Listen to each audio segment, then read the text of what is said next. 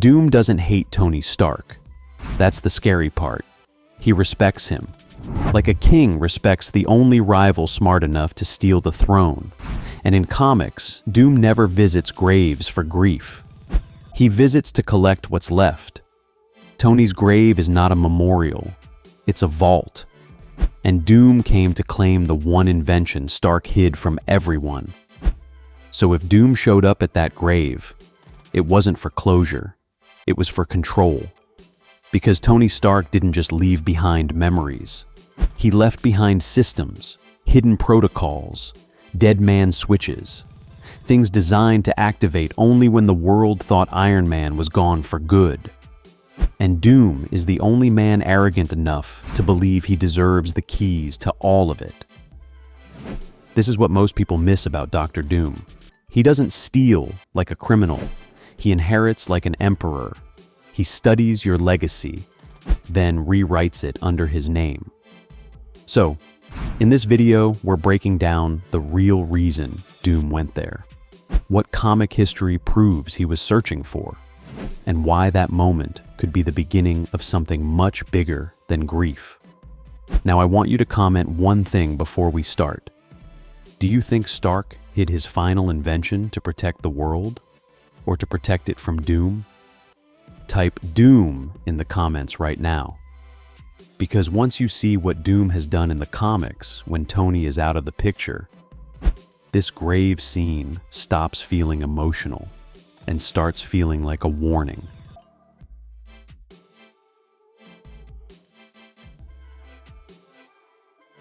Most people think Dr. Doom and Tony Stark exist on opposite sides of the Marvel universe, like they were designed to never overlap. One is a billionaire hero who saved the world with tech and sacrifice. The other is a masked monarch who rules through fear, control, and arrogance. But comics have always pushed a more uncomfortable truth. Doom and Tony are reflections of the same core blueprint. Both are fueled by ego, both are driven by obsession, and both believe their intelligence gives them the right to shape the future. The only difference is the direction they chose. Doom believes the world needs one perfect ruler, and he believes that ruler is him. Tony believes the world needs protection through invention, but he still carries the same "I know best" instinct Doom has. That's why their conflict isn't just hero versus villain. It's genius versus genius, pride versus pride, and legacy versus legacy. Doom never respected most heroes because he considered them predictable. But Tony Stark was different. Tony could build solutions fast enough to disrupt Doom's plans. And worse, Tony could make the world trust him, while Doom was forced to rule through intimidation. That imbalance enraged Doom because it proved something he hates admitting. Stark's mind could match his own. In comic logic, Doom doesn't hate weakness. He hates equals. That's why Tony becomes personal. Not because Tony is Iron Man, but because Tony represents the one truth Doom tries to deny every day, that Doom is not the only man capable of changing the world. And when two men like that exist in the same universe, rivalry becomes inevitable, because neither can tolerate the other being remembered as the greatest.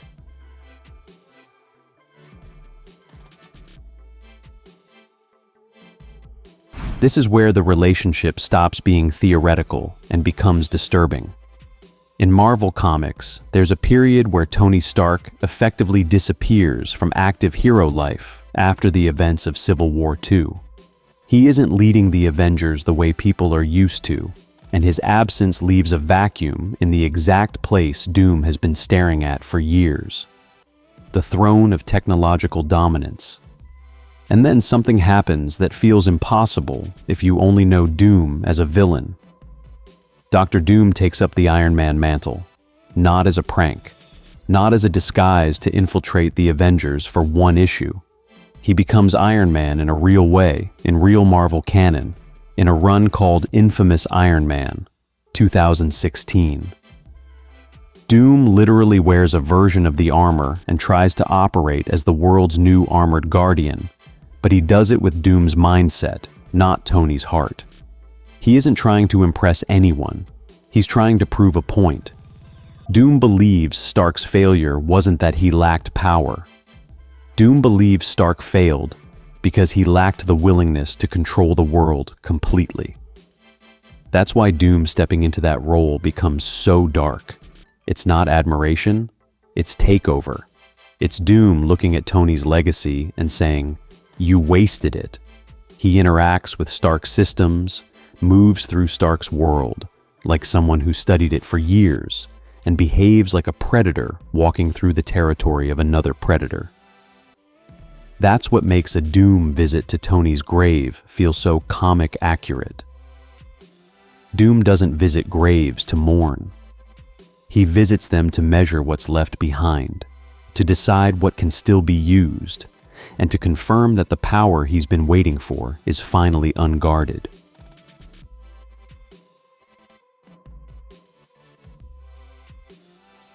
If Doom ever visits Tony Stark's grave in a Doomsday-style story, the emotional expectation is simple: revenge, closure, or a villain monologue.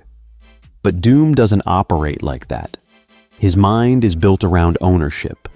Doom sees people the way generals see territory, and Tony Stark's death, in Doom's logic, isn't a sad ending. It's an opening.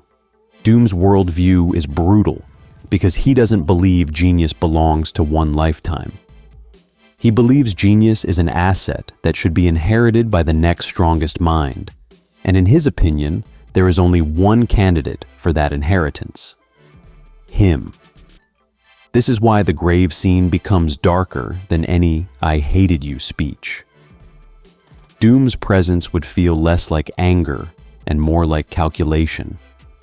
He would stand there not thinking about Tony's body, but Tony's achievements, his secrets, the systems he built that no one else is intelligent enough to fully understand.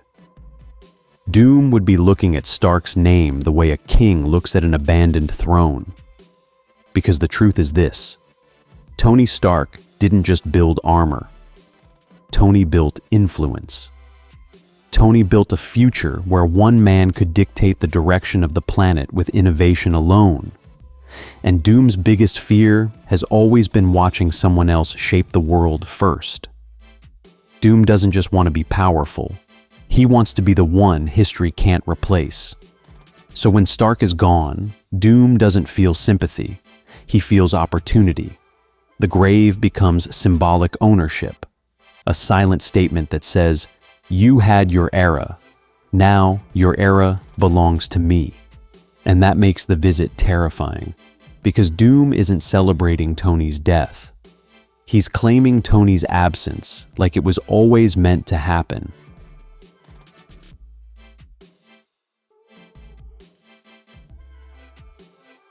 In Marvel storytelling, death is rarely final, especially for characters whose greatest weapon isn't strength, but intelligence. Tony Stark has always existed beyond his physical body through systems, backups, AIS, protocols, and hidden contingencies. Even when Tony is gone, his presence lingers inside. That idea has been explored again and again in different comic arcs, because Tony's real identity isn't the suit, it's the mind inside it. And Doom understands that better than anyone. So, if Doom stands at Tony's grave, it isn't because he expects to find a corpse that matters. It's because he expects Tony to have left behind something that still thinks. A message, a failsafe, a final encryption key that only another elite-level genius could even recognize as meaningful. Doom would assume that Stark didn't die like an ordinary man. Stark would have planned for the world continuing without him. Doom would believe there's a buried escape hatch, not emotionally, but technologically. A hidden protocol meant for the worst-case scenario. Something locked behind Tony's personality patterns, his logic, his fingerprints, his habits. That's why the grave becomes a vault in Doom's mind, not a memorial. Doom wouldn't be sad. He wouldn't be nostalgic. He would be scanning the environment, tracing the symbolism, wondering what Stark would hide in a place that everyone assumes is only for mourning. Because Doom's genius isn't just about invention, it's about paranoia. And Tony Stark is the only man Doom would respect enough to assume he planned one last move after death. That's what makes the moment creepy. Doom isn't talking to a dead rival. He's looking for the last surviving piece of Stark's intelligence that might still be alive in the world, waiting to be unlocked by someone who can see the pattern.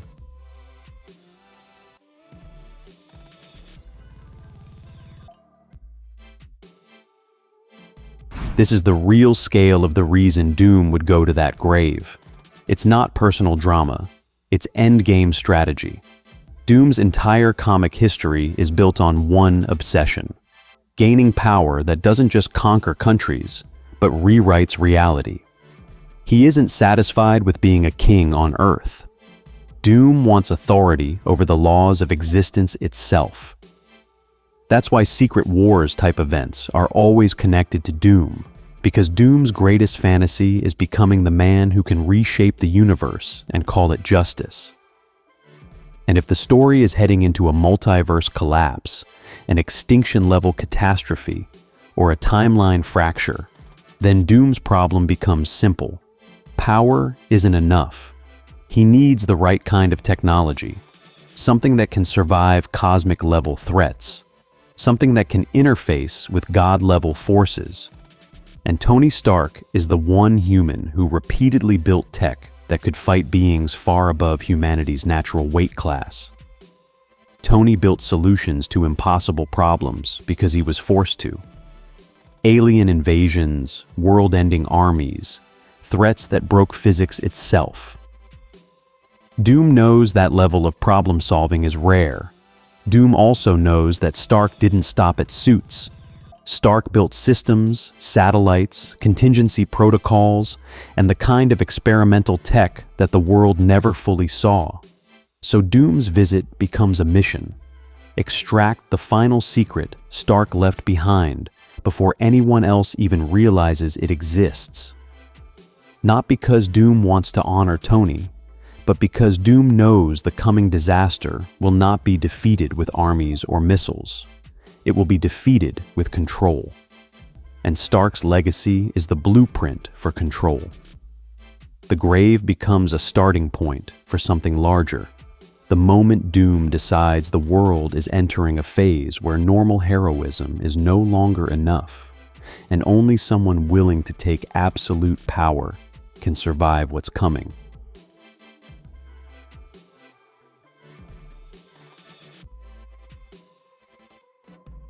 And here's where the scene becomes cinematic in the darkest possible way.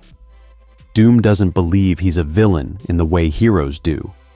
Doom believes he is the inevitable solution when the world fails. He sees heroes as temporary fixes and himself as permanent order. So if Doom stands over Tony Stark's grave, the most chilling version of the moment isn't Doom laughing or celebrating. It's Doom speaking with cold respect, the way an executioner speaks to the only warrior who almost matched him. In Doom's mind, Tony was the only man intelligent enough to prevent what's coming, the only mind fast enough to see the pattern early and build the right defense in time. And if Tony failed, Doom would see that as proof that even the best hero logic breaks under real pressure. That's when Doom becomes terrifying, because his warning wouldn't sound like a threat. It would sound like a diagnosis. Something like, "You were the last barrier between the world and what it deserves." Doom would frame it as fate, not revenge. And the scariest part is that Doom would mean it. He would be warning Tony not because he misses him, but because Tony is the only rival whose absence makes the coming disaster unstoppable.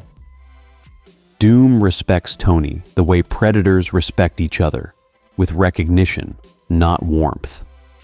That's why the grave scene works. It isn't about emotions, it's about hierarchy. Doom is acknowledging the only man who could have challenged him at the exact moment he knows the world is about to enter an era where Doom's methods will look less like evil and more like survival.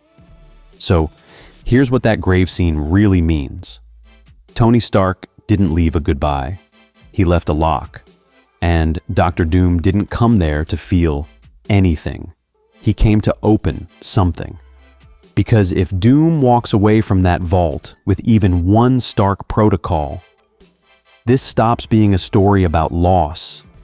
It becomes a story about inheritance, about the smartest villain on Earth gaining access to the only legacy powerful enough to rewrite the future. And the scariest part is this. Tony probably planned for Doom, not because he trusted him, but because Stark always assumed the worst. So the real question isn't, why did Doom go there? The real question is, what did Tony Stark hide that even the Avengers were never meant to touch? Now comment this one thing. What do you think Doom took from Tony's grave? And if you want part 2, I'll break down the exact comic moments that prove this isn't theory, it's a pattern. Because the next step isn't Doom copying Iron Man, it's Doom upgrading him.